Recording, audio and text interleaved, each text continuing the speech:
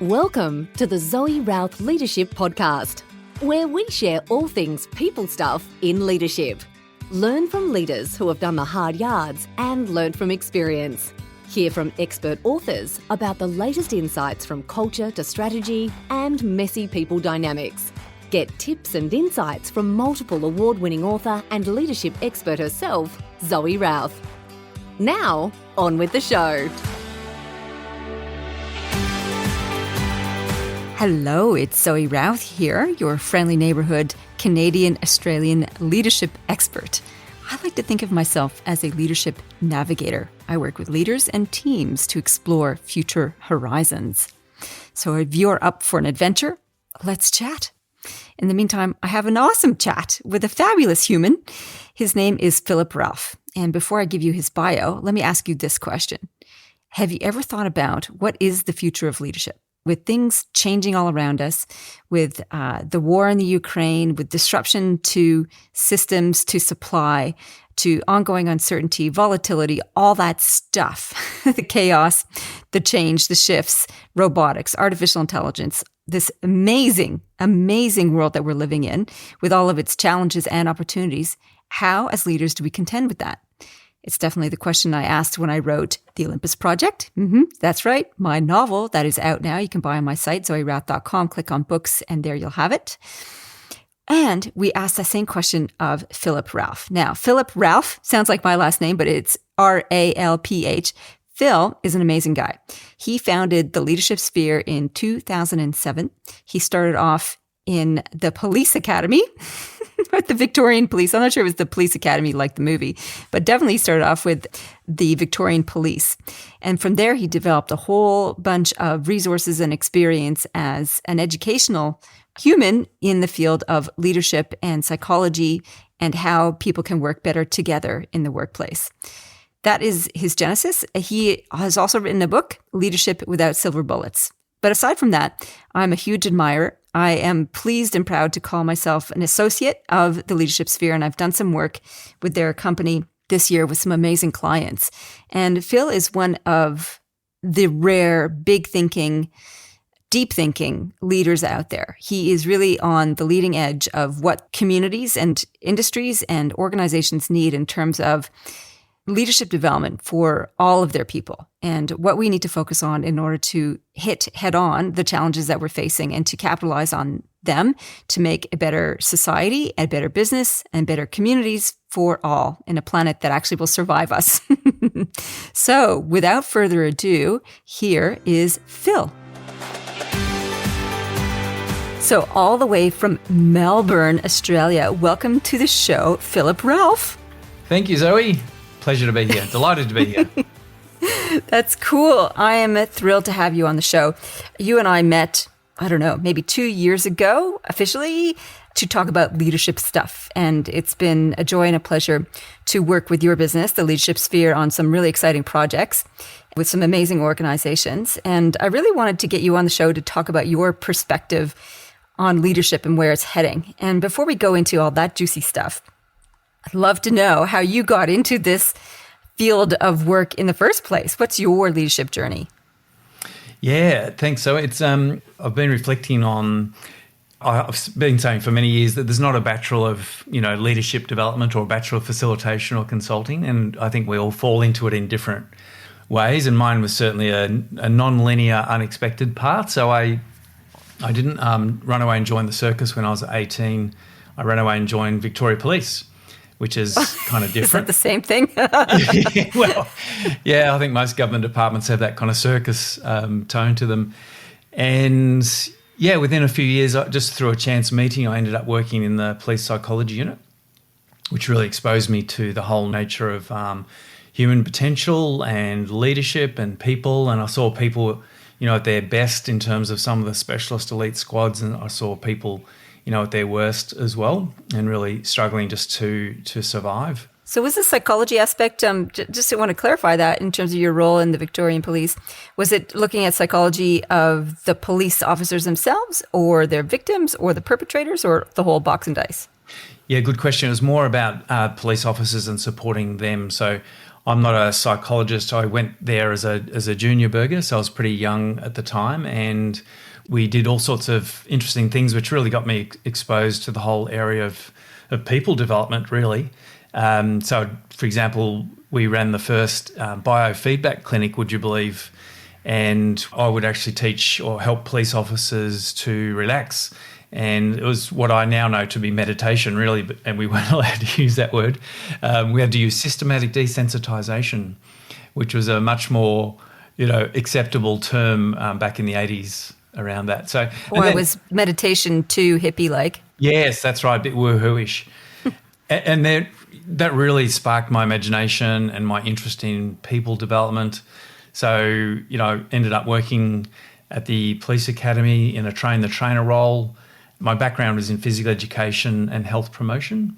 And so worked with 500 police over a year trying to improve their health, wellness and performance outcomes. And that really required me to do a lot of one-on-one coaching and lecturing and presentations and eventually running workshops, which kind of transitioned into leadership programs. When I was at the academy, the head of the training department at the time said, we're going to, every time there's 50 recruits come into the academy, which was every month, we need them to bond and become, a better team. So they said, who's done a bit of facilitation? And they said, hey, you'll do. So before I knew it, I had, 50 new police recruits every month on the second day of their starting with Victoria Police for a full day. And so I just had to make stuff up to build trust and help them become a stronger unit, I guess, as they go through the grueling 5-month training. So slightly embarrassed to say this, but I was kind of, it was right for the time. So we did ropes courses and trust falls and all the cool things we did back in the 80s, right? But it worked. Well, no, okay. Trust falls, yeah. Ropes courses, I'm all down with that, that was my Outward Bound experience. And for 20 years, I did outdoor stuff. So yeah, I don't think we can poo-poo the whole thing, but trust falls, a bit meh. I just think for the last 20-odd years, I've had people, when they want to have a little jibe at you, they might say, we're not going to do trust falls, are we? Or any woohoo stuff. And, of course, it has a place and it kind of worked, right? So that really led me into, really wanting to do this more and more full-time. And so in 2001, joined a corporate organisation, was there for 7 years, and then, the leadership sphere in 2007. Wow, so it's been your baby for the last 15 years at this stage. Yeah, the leadership sphere has, and I started in this field, if you count the psychology unit, probably in my mid-20s, I can't remember exactly. So, more than 3 decades really working in this field now, and I still have the same passion for it that I did when I started. That's interesting in terms of the passion has sustained you. What would you identify as your specific passion? You talked about all the fascinating stuff at the police. What is the thread that sustains you through the whole 3 decades plus? Yeah, it's a pretty long haul, isn't it, when you think about it, and the context and the role and everything like that has changed, but the foundations of the work hasn't really changed. And for me, it's about really making a difference. And I know that sounds a bit cliched, but when you look in the eyes of someone you're coaching or a team you're working with, and you see the positive impact you have and the impact that the ripple effect that has on their teams and even with their families.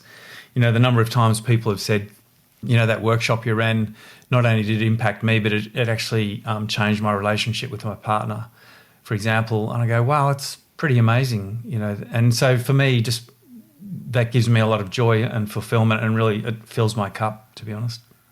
That's lovely. And that's one of the reasons I like doing this kind of work too, that people get some relief and they get some benefit in all aspects of their lives when they learn about people and interactions with people over the many decades. Now you're really making me sound old. I know. Well, I've been the many decades thing too, so I'm just wearing it now, owning it. We're older than we were, just like everyone. What have you seen what's changed and what hasn't changed in terms of what leaders are concerned about? What keeps leaders awake at night now? And is it different or the same from 30 years ago? Yeah, it's a great question. I think there's always been, pressure to perform and get results, do more with less, that old catchphrase. So I think that is always present. But I think what's different probably is, well, global insecurity, the supply issues post-pandemic, inflation. So that's kind of the here and now. And I think that's really hard for people. Flexible working is another obvious one. Again, I think the pandemic accelerated a trend towards more flexible working anyway. And so, we're hearing about these massive skill shortages and what is the new normal. I was coaching someone last week and they said, here's an executive, by the way, and he said, the chief executive said, we need to role model this. We need to get back in the office. So I want everyone to come back into the office. And then he said, and then we spend the day on Zoom calls. And so, employers are asking hard questions of employers that, hang on, if I can do my job really well anytime, anywhere, why do I have to come back to the office? So that's a big challenge, I think. And it's like we've set new boundaries, isn't it? The pandemic has kind of created this big reset in people's minds around the boundaries I'm putting around my work-life balance, for example. I don't know that those are, I think the boundaries have been brought up. I don't know if they've been set though. And I just want to clarify also, when we're talking about flexibility and wanting people to return to work, what was driving your executives' desire to have everybody back in the office? Like, it sounded like that's a must and we must model it. So what was the must around it? Why? Yeah, I think that in part, I guess if I was to take a slightly harsher view, it was just to be like the old days. And if I was to take a more optimistic view, it was about really getting people back into the office to connect.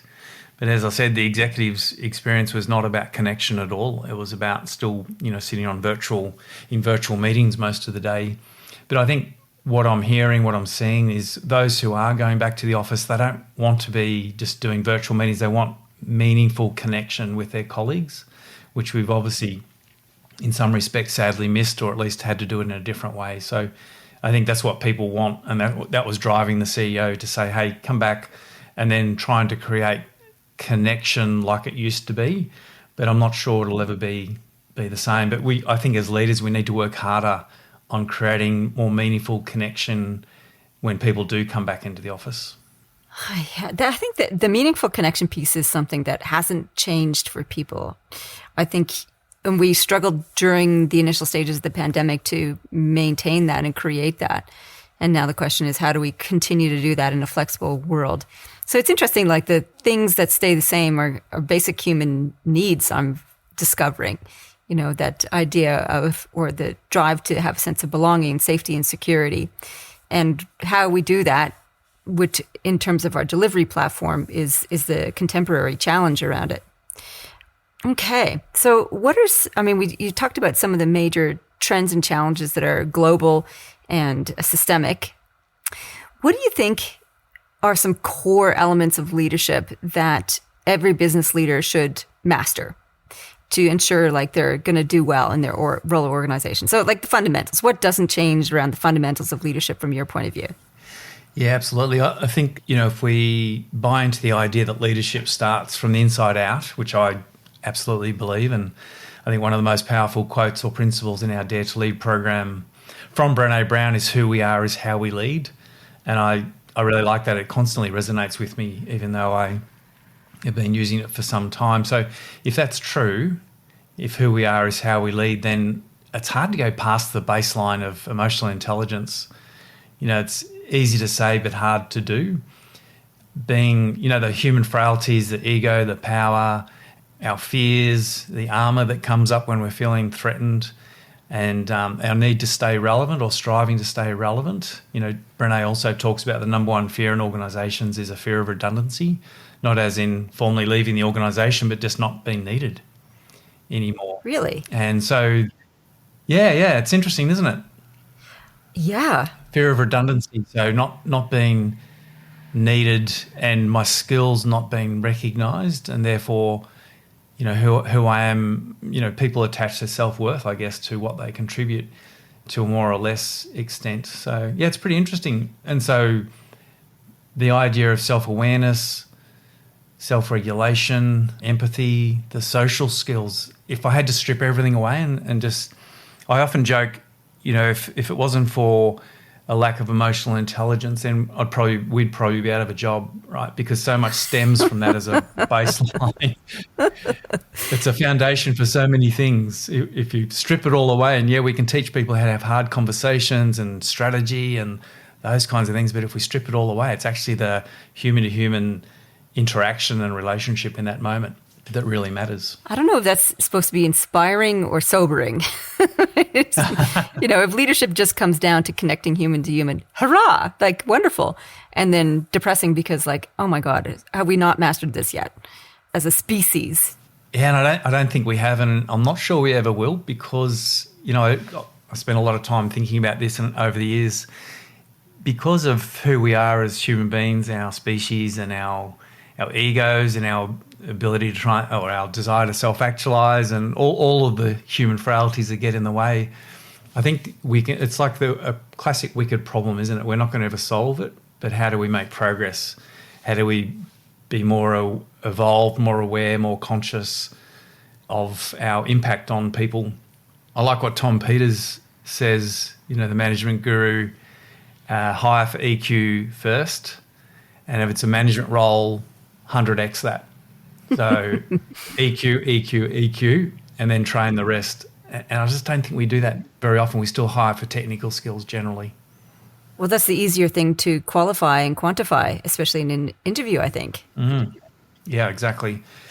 So it's hard work and it's a lifelong journey. I'm sure you'd probably agree, Zoe, that you're not perfect, and I'm far from it as well. It's that lifelong journey, isn't it? And that's why I think it's a wicked challenge that we can only hope to make progress and try and be a better version of ourselves each and every day in every moment. Thank you for sharing that. It's an ongoing thing, because my next question which was bubbling up was, what does this look like fully self-expressed, like fully developed? What does a fully emotionally intelligent leader look like? And if you say warts and all, still struggling, I'm like, But, are there examples in your experience or from your life where you think this is a fully developed, emotionally intelligent human? And how would you be able to identify them if we're coming back to the point of you need to hire for EQ first?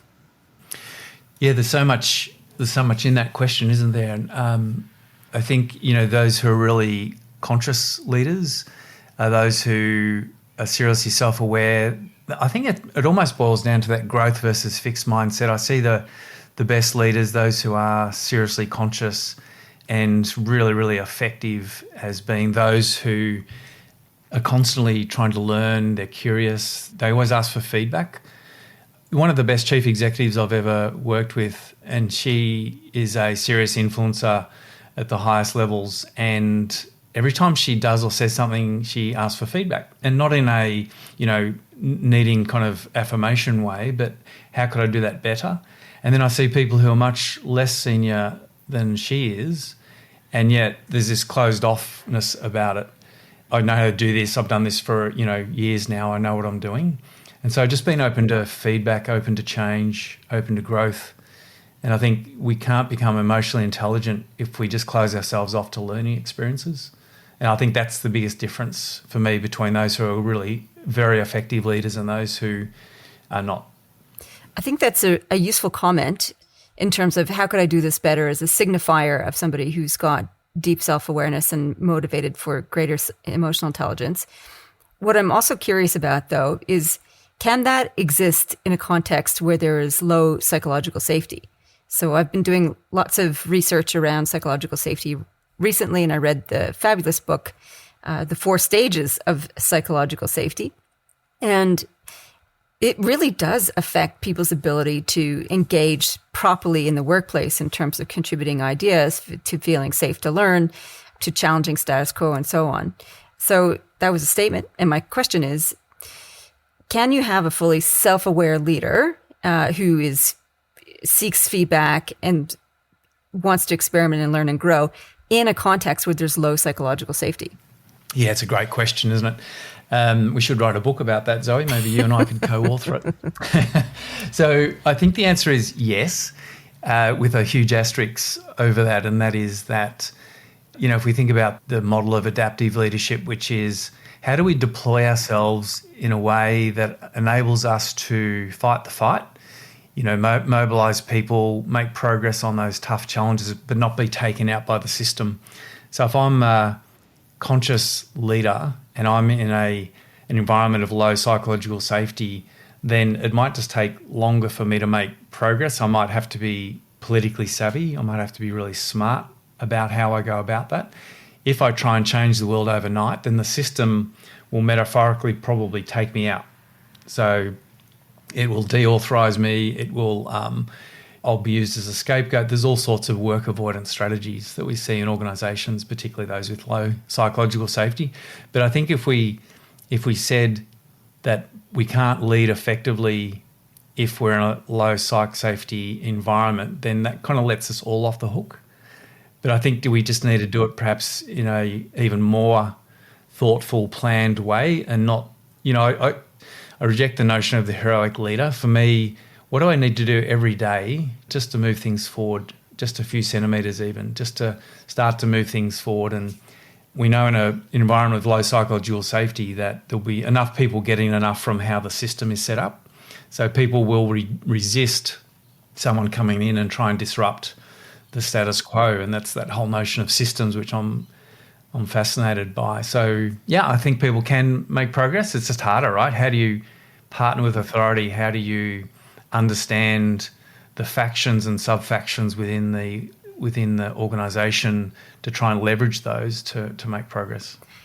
It is hard. And I think this is one of the things that leaders who have brilliant ideas, who can see far and wide and deep in terms of where the organization could go, where teams could go, and see that it requires major change in the system structure value set of the organization, they can be deflated a little bit by how much resistance there might be and how much time it might require in order to convert or transform a system. And you need to have patience to do that a little bit by little bit. And I think this is really hard because leaders then are faced with the fact of, okay, do I stay here in this environment which is not great, which is not necessarily safe, and where there's people actually working against some of these important changes because it's threatening, etc., or do I up and transplant myself elsewhere?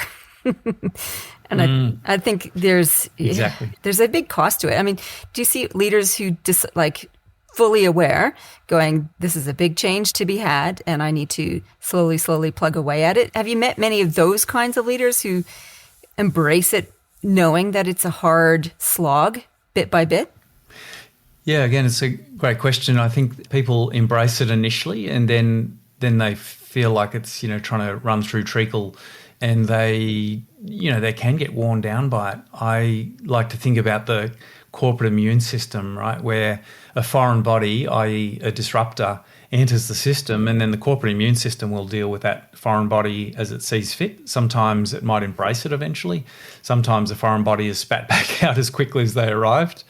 And other times the person, for whatever reason, hasn't got the skills or the resilience to stay the course. But that's really hard. That's why I like some of Ron Heifetz's work where he talks about how do you partner with authority? How do you understand the faction? So, you deploy yourself not in isolation, but you deploy yourself to make progress on the challenge. But let's be honest, it's really, really hard. I mean, I've coached at least a handful of people this year alone who have been in that exact scenario.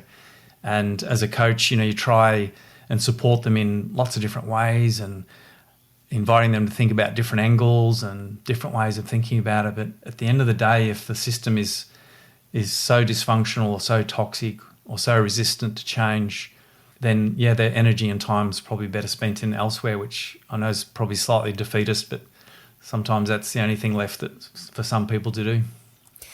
Yeah, and quite a few of them throw the towel in and start up their own work. Yeah, that's right. Go pioneering. And I think we might see more of that. Like when I'm thinking about these leaders who are on the cutting edge, some of them might be like, right, well, if you won't play with me, I'm going to go play in my own pond and craft something new. Though that takes a whole new set of skills and courage in itself, to decide to be entrepreneurial as opposed to a change maker. Both are different sets of skills that are linked. But Yeah. Do you see much of that happening? Like people just jumping ship into their own boat? Yeah, for sure. And yeah, there's a different set of challenges in that, of course, isn't there? If we're talking about setting up some kind of practice like you and I have and do, there's different skills required. And I know lots of great consultants who are change makers and yet they don't have any business development skills. And so potentially they can sit on the bench and an enormous talent goes wasted. And then you've got other people who are quite good salespeople but may not have the depth of consulting or the depth of entrepreneurship or whatever is, their flavour. So it's not as easy as it looks sometimes as there's a lot of people who hang the shingle up and, cross their fingers and hope for the best. And, many people are successful. There's many who aren't either. Some people are meant to be within organisations and they love the feel and the look and the culture of a larger organisation versus out on their own, for example. Oh, yeah. Yeah, I miss that sometimes, being part of a bigger team and being part of a larger ship that is heading towards a particular horizon, having a big shared mission. The big question I've been sort of playing with and sitting with, and I want to get your take on, is what do you think the future of leadership is?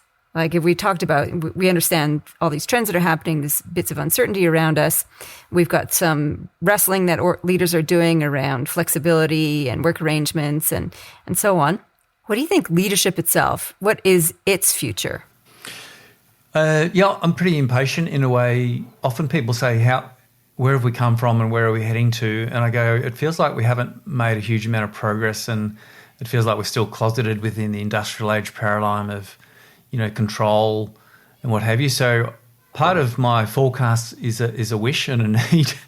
I want more change. I want us to accelerate the pace of change. I want us to move away from leadership over and move towards more leadership with.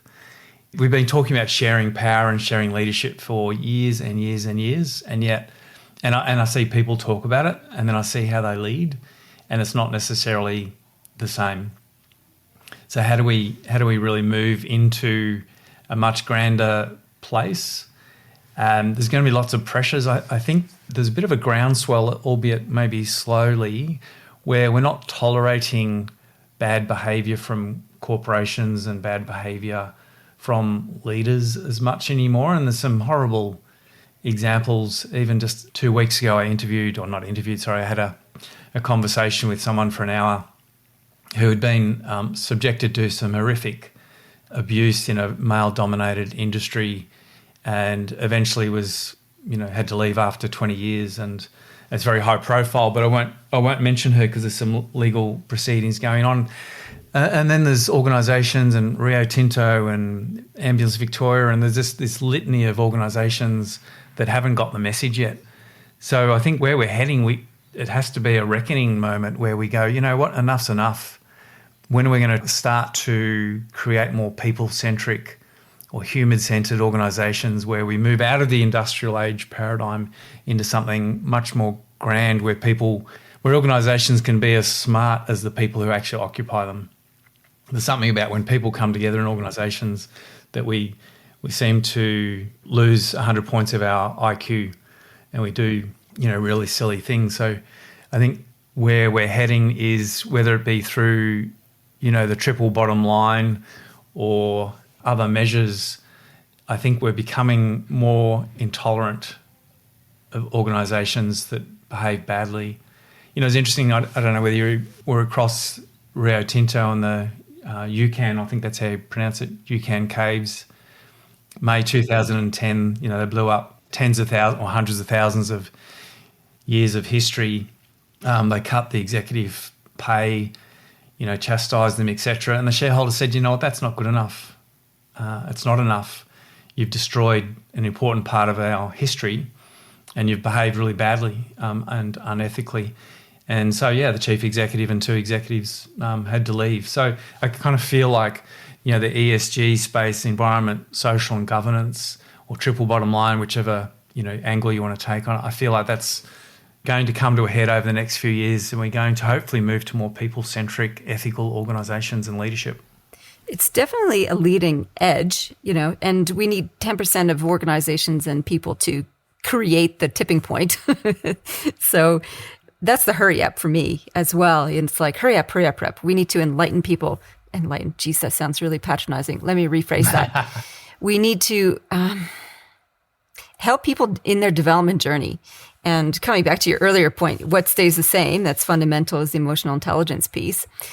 We need to get that handled quicker, faster, earlier, not just wait till people are struggling in their new roles as managers, but it should be fundamental to our educational processes. And one thing I've been thinking about too is if we are going to move to a more transparent society, a more regenerative society, a more values-based society / businesses, that's what I mean by society, then we need to overhaul education as well. And in a conversation recently on the show with David Matten, he talked about this too, in terms of his vision for what's coming in the world that we need to contend with. Is he advocates for fully participative government, or no longer representative government, but direct democracy, where his proposal is that every year or every whatever period, we have a government that is drawn from the community, but not elected. So kind of like you get called up for jury duty, you get called up for governance duty. That's interesting, isn't it? Yeah. Yeah. Well, because in a sense, we have a lot of direct democracy as it is. We've got the platforms for it in terms of social media and internet, et cetera. So people can be across issues or polarized on issues because of misinformation. We have technology that can serve us.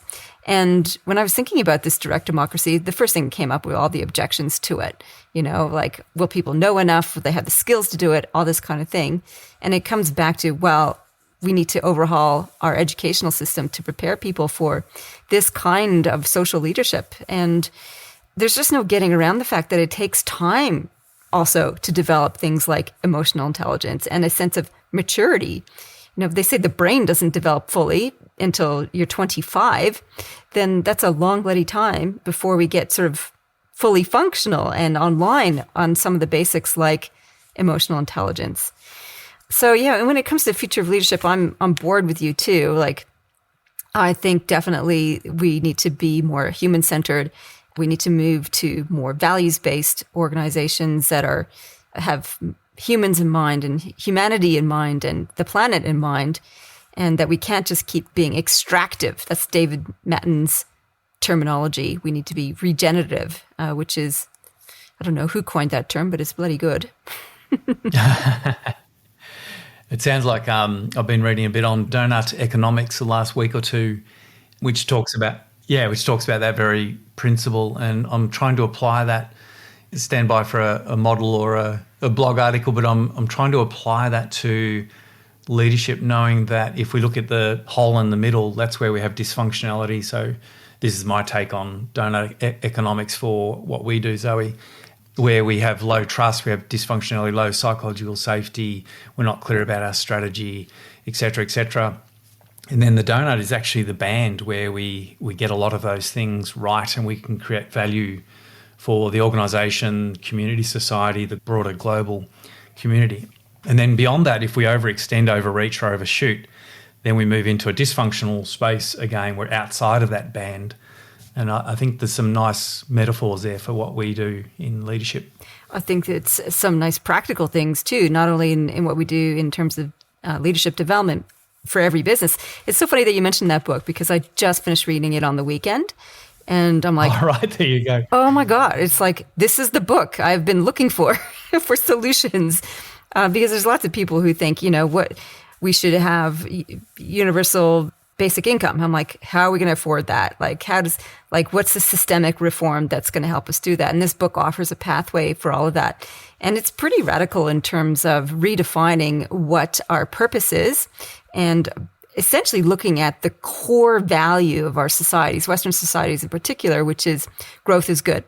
And I've kind of played with this concept when I've taught strategic thinking and looking below the surface of what's driving us. You know, growth is good. And the growth is good, the consumerism, the extraction economy that's all related to that has, as you described, and as Kathy Rohan? Kate Rawson. So I'm not bad. sure how to say her surname. Thank you. Kate Rawson. Yeah.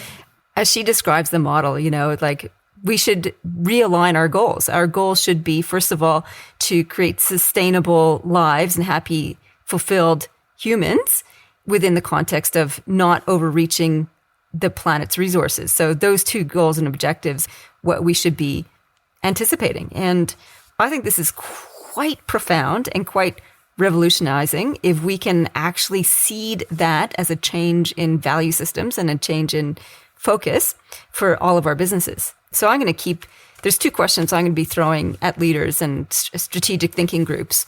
And that is, how do you define success? And how much is enough? And I think with those two questions, we can start to recalibrate or bring up a different kind of conversation because it sort of unpacks all the assumptions we have about what is the purpose of our work.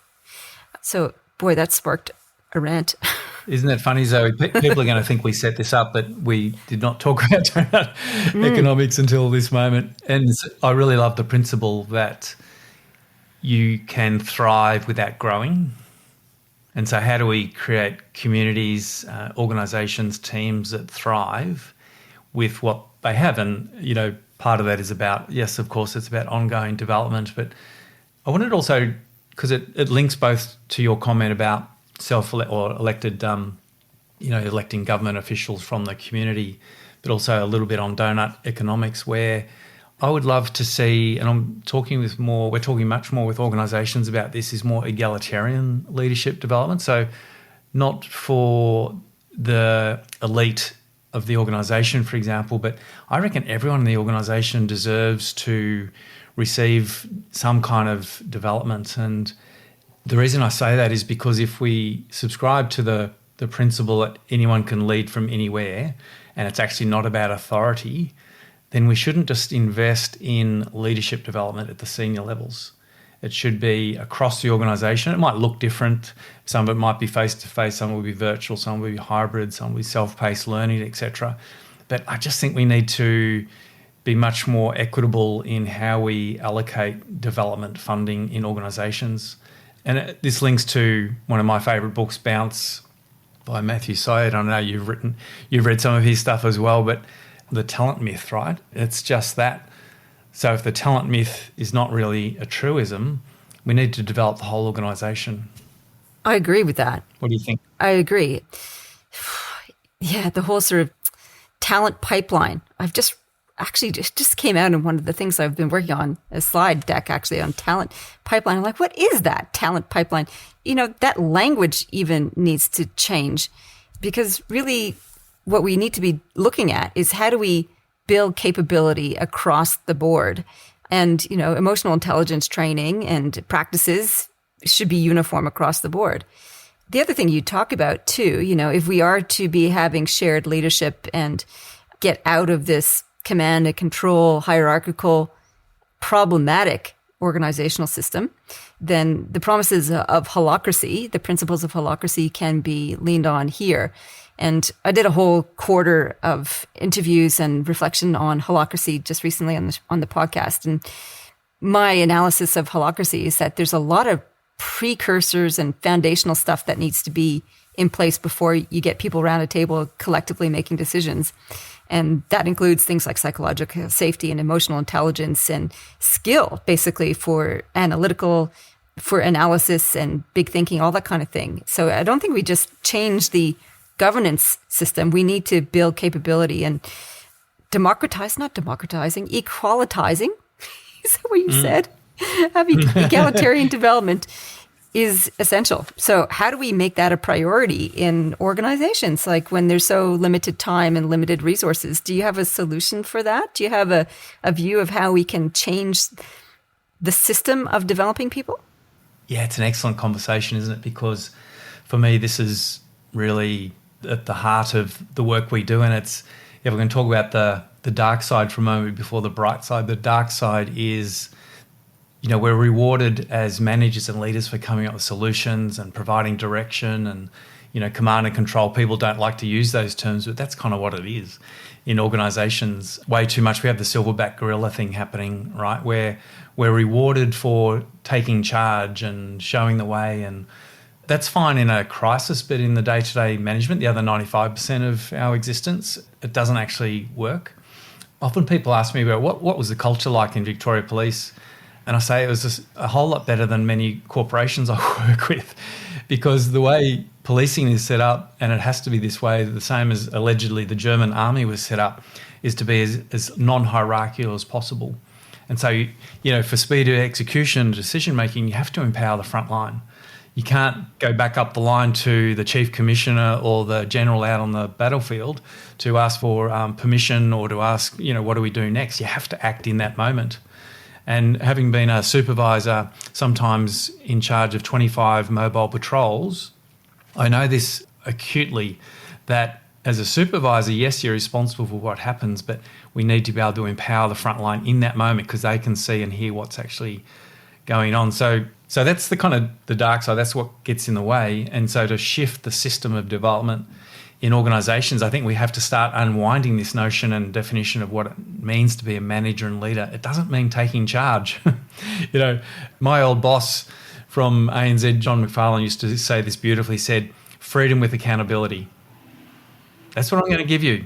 You can do whatever you like, as long as it's legal and, it's not going to damage our brand, but you have to be accountable.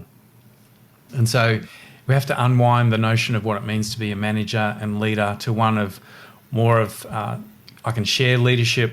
It's not about authority. Anyone can lead at any time. And I have to be grown up enough and emotionally intelligent enough to be okay with that. Absolutely. And it points also to one of the advanced emotional intelligence capabilities, which is managing polarities. And the one that you mentioned was the balancing freedom and accountability. You can't have complete freedom. You can't have complete accountability. You need to manage the tension in between it. So it's an adaptive leadership challenge in itself. It's an adaptive problem where you won't solve it. It just needs to be managed. So I think there's elements of that, that we need to help people be able to handle the grayness, the tensions, as opposed to this is the way, this is the practice. And it's a state of leadership maturity that we have to go through. And this is the stumbling block in some ways. We have to go through the black and white, this is the way it's done, follow process before we can get comfortable enough to say, let's upend that. And it's about process and freedom. And when we get people able to handle that, then I think we're going to have progress. So I think it comes back to your point earlier. It's like we need to overhaul how we develop people faster, earlier, so that they can get to the point of being able to handle those tensions. And then we might have a chance at upending the command and control hierarchical systems to one that is distributed, modular, and power is shared. Yeah, exactly. And just back to the talent pipeline as well. And, I think what you say is 100%, I agree with that 100%. And Enron is a very famous example of a talent factory, or not a factory, but, they hired MBAs, they fast-tracked talented people, quote unquote. McKinsey's one of a large consulting firm who's still peddling, as aligned as I am to them and have been previously, but they still peddle this talent pipeline and factory paradigm. And I think that has kind of undone us a little, and we need to unwind that somehow.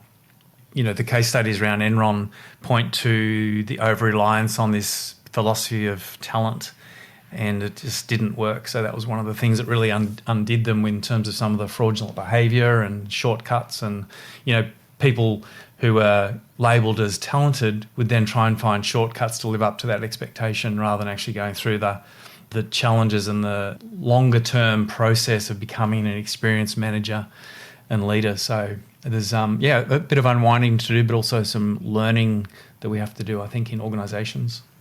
I agree. And I think the talent pipeline is an echo of the command and control concept, the hierarchical processing. I think it's all about that. So yeah, unwinding that and starting to see everyone has talent. America's got talent. Australia's got talent. Everyone's got talent. That's right. Let's build on the fundamentals. Everybody has a right to learn the fundamentals about who they are and how they can operate better. Wow. Okay. I've got to wrap this up, even though I'm enjoying the conversation so much. We could talk for a long time. I think there's so much to talk about in this field, isn't there? Oh, my God. Yeah. So for people listening, the leader who's listening to this podcast, whether they're at the gym, driving their car, or doing the laundry, as I often do when I'm listening to podcasts, What's one thing you think they could take away that they could really sink their teeth into and mull over and make some progress on from our conversation? So no matter what your context, your situation, your level of experience, one of the first few dozen leadership books I bought was The Age of Paradox, or The Empty Raincoat by Charles Handy. And one of his quotes was something like, to paraphrase, "We cannot wait for great visions from great people, for they are all in short supply. It is up to us to light our own small fires in the darkness." Wow, beautiful. So for me, it comes back to the adaptive leadership. Just take action where you are, mobilise people and systems, and make a difference. Love it. Phil, where can people find out more about you and the Leadership Sphere? Yeah, so theleadershipsphere.com.au. Yeah, on the website, you contact us form, and we're easily searchable on Google. Well done. Phil, thank you so much. This has been just a pleasure and a delight. Thanks so much, Zoe. So there was so much to take out of that conversation with Phil. Boy, I enjoyed it. It's so wonderful to speak to another leader who is thinking deeply about society, community, leadership, organizations, and how we can move the dial a little bit, nudge things along a little bit. And his advice at the end, which is do what you can with where you are and do anything to just nudge the system a little bit, is really encouraging. And I guess the other takeaway for me, so many, let me just think about this. I think reinventing the whole notion of talent pipeline is pretty revolutionary, actually. And I think that is a really good concept that I'm going to wrestle with, like a piece of gristle, gnaw on that. Think about how we can transform how we develop our people and not just think about talent pipelines. So I think that whole conversation about pipelines is going out the window for me, and embracing democratizing, universalizing education on leadership for all. So the other aspects I think that we need to look at when we're looking at the future of leadership that I got from our conversation is, how do we make power and leadership distributed? How do we make power and leadership modular? That's a team of teams notion. And how do we make leadership egalitarian? How do we actually increase transparency and value-led in terms of what's going to work for our organizations moving forward? So yeah, big, rich, deep conversations. And if you want more of this, more of it is coming. So that is going to be the focus on the show. Big ideas for everyday leadership. That's what's coming up for 2023. So thanks for tuning in. Thanks for listening. And thanks most of all for daring to lead, for putting yourself on the line in order to accomplish greater things for the greater good. It is such important work that you're doing as a leader. And just know that I'm championing out there for you. I want you to be successful. I want you to have the courage to challenge authority, to spruik new ideas, to tweak the system where you can, to be courageous. So if that's you, I'm rooting for you. Thank you so much for listening and for taking action on everything that you, anything that you learn and listen to on the show. This show is brought to you by my latest project, The Olympus Project. It is a novel. It is a conversation about the future. It is wondering, how do we manage when the world goes topsy-turvy with climate change, with rising sea waters and a heating planet? What kind of industries evolve and progress and help us deal with the challenges ahead? And lastly, can we overcome our basic human nature to contend with what the future holds? So it's on offer at zoerauth.com and soon on Amazon. Actually, by the time this episode publishes, it will be released on Amazon, and the audiobook will be out shortly too. In the meantime, live well, lead well. You've been listening to the Zoe Ralph Leadership Podcast with leadership expert Zoe Ralph. For more about people stuff and to contact Zoe, go to zoerauth.com.